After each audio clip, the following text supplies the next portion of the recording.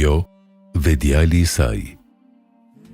Pas betejës me fisin Hevazin, sollën para pejgamberit një grup robrish, e mes tyre ai vuri re një grua që po vërtitej me sy të zgurdulluar dhe qumshti po i kullonte nga gjiri. Ajo po kërkonte fëmijën e saj të vogël, që i kishte humbur mes njerëzve të zënë rob. Pamja e saj e përhumbur, paniku dhe padurimi i saj, tërhoqën vëmendjen e të gjithë të pranishëmve, ndërsa pejgamberi sallallahu alaihi wasallam dhe shokët e tij po e shikonin këtë skenë. Në ato çast, ajo e gjeti fëmijën e saj, e rrëmbeu atë dhe e ngriti pas trupit të saj, i dha gjerin për t'i dhënë të pijë qumësht bashkë me dashurinë dhe dëmshurinë e saj. Ajo tashmë po përjetonte një gjendje të fortë emocionale nga gëzimi që e kishte gjetur, pasi e kishte kapluar paniku nga frika e humbjes së tij, e nga nuk i kishte shkuar mendja në ato çaste. Kjo skenë pati ndikim shumë të madh tek të gjithë dhe në këtë moment i dërguari i Allahut sallallahu alaihi wasallam i tërhoqi shikimet e shokëve të tij drejt kësaj skene duke u thënë: "A mendoni se kjo grua mund të hedhë fëmijën e saj në zjarr?" Kjo ishte një pyetje retorike ngacmuese, sepse ajo që kishin parë me sytë e tyre tregonte se ajo gati sa nuk e humbi mendjen nga humbja e fëmijës së saj. E si mund ajo të hidhte atë në një zjarr? Prandaj thanë: "Betohemi në Allahun që jo, o i dërguari i Allahut, ajo nuk mund të bëjë këtë."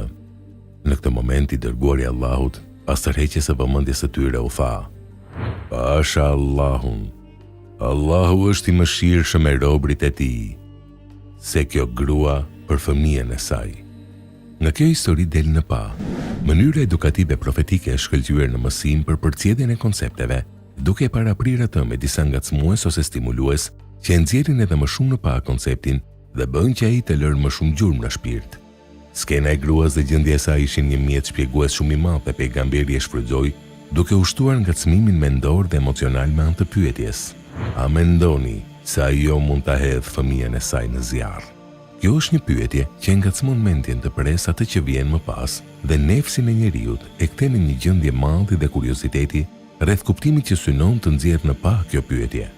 Më pas e pasoj këtë duke dhënë shembullin e gjendjes së kësaj gruaje që kuptimi të dalë më i qartë dhe të lërë më shumë gjurmë në zemra. Pasha Allahun, Allahu është më i mëshirshëm me robrit e tij se kjo grua për fëmijën e saj. Paqja dhe shpëtimi i Allahut qofshin mbi mësuesin më të mirë që u mësoi njerëzve të mirën, i cili gjatë edukimit bashkoi mes elegancës në tërheqjen e vëmendjes, qartësisë së shpjegimit dhe stilit të bukur në përcjelljen e koncepteve në brendësinë e qenieve njerëzore dhe edukimit të zemrave të tyre me to. Kjo skemë mund të mbaronte pa lënë asnjë gjurmë tjetër përveç shenjave të habis nga ndjenjat e forta emocionale të nënës në këtë rast. Por i dërguari i Allahut e shfrytëzoi këtë rast për ta kthyer atë në një mësim hynor që i mbush zemrat dhe konceptet e mëshirës hynore. I dërguari i Allahut e shfrytëzonte çdo mundësi nëpërmjet së cilës mund të përcjellte dituri dhe e përzgjidhte momentin dhe rrethanën më të përshtatshme për ta përcjellë diturinë dhe tregonte kujdes për përgatitjen dhe nxitjen e kurreshtjes së dëgjuesve për atë që do të thoshte. Për këtë shkak, kjo skenë ishte një rast i përshtatshëm dhe i dërguari i Allahut sallallahu alaihi wasallam e shfrytëzoi atë që të përkujtonte njerëzve mëshirën e më të mëshirshmit.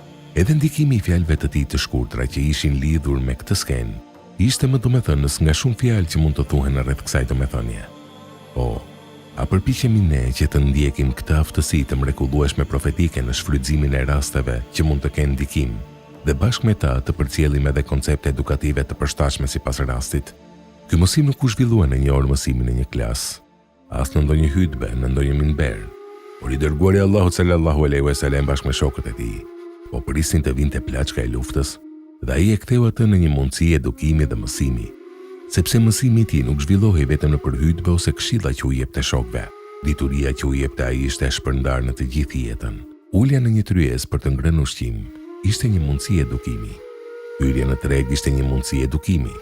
Edhe ecja në rrugë ose ulja me shokët e tij ishin fusha edukimi dhe ftesë. Nëpërmjet këtyre pasazheve të shkurtra, por domethënëse, të shoqëruara me rrjetën e jetës, bën që shpirtrat e sahabëve të freskohen dhe të mbushen plot me dituri profetike, të cilën i dërguari i Allahut e shpërndante në të gjitha anët dhe rrethanat e jetës së tyre. Nga kjo mësojmë që edukimin e fëmijëve tanë dhe të atyre që kemi rreth e rrotull nesh, duhet ta shoqërojmë me aktivitete nga jeta dhe të mos mbetemi në përcjelljen e koncepteve edukative vetëm me dhënien e këshillave të gjata, sepse mund ta përqendrojmë udhëzimin tonë edukativ në disa doza të shkurtra, por me ndikim të madh që lë gjurmë, sepse ato vijnë pikërisht në kohën e përshtatshme pasajime dhe pa imponim, dhe kjo ndikon më mirë dhe lë gjurmë të mëdha. Ky koncept, madhështia e mëshirës së Allahut të Madhërisëm ndaj robërve të Tij që i dërguari Allahu sallallahu alaihi wasallam e qartësoi nëpërmjet kësaj skene, bën që në zemrat e njerëzve të zgjohet shpresa, sepse njerëzit nuk kanë njohur mëshirë më të madhe se mëshira e nënës për fëmijën e saj.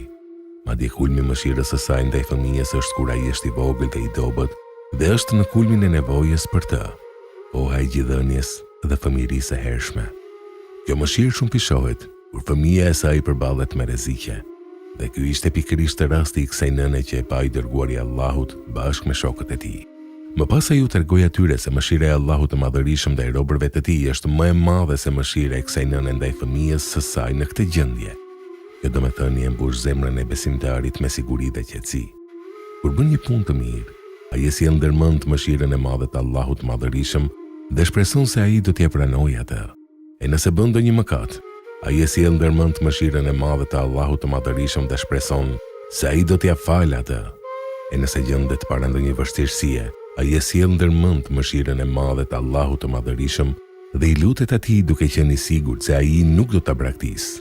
E nëse i afrohet momenti i vdekjes, e kujton faktin se kthimi ynë është tek Allahu, që është edhe më i mëshirshëm se nëna e tij që e ka lindur. Atëherë ai mendon mirë për Allahun dhe e merr malli për takimin me të.